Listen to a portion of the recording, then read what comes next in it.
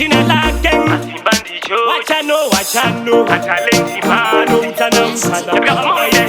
na wanyadem abadindite chutem munzira dzangu dzese vanokanda bute ndisvinure ndongoona mute vanogara vachikunun'una vachikunun'urira murombo vanenge vachikunun'urira murombo kugara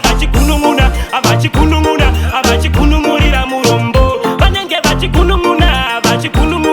vachikunun'urira murombo nawanyadem amausiku anonditumira matsikiriri akuda kundidonedzotikirikiti kutonditsvukira zvisiso kuti twiriviri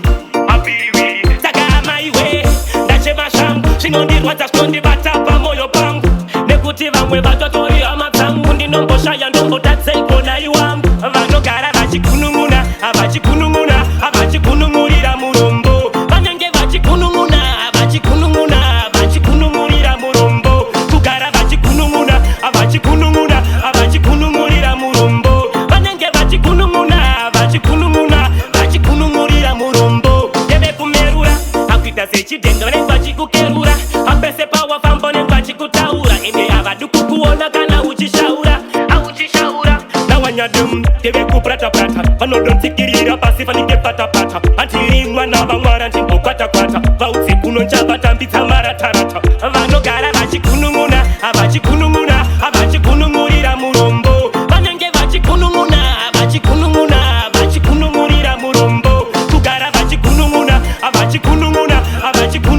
murombo vanenge vachikunun'urira murombo nawanyadem amausiku anonditumira matsikiriri akuda kundidonedzotikirikiti kutonditsvukira zvisiso kuti twiriviri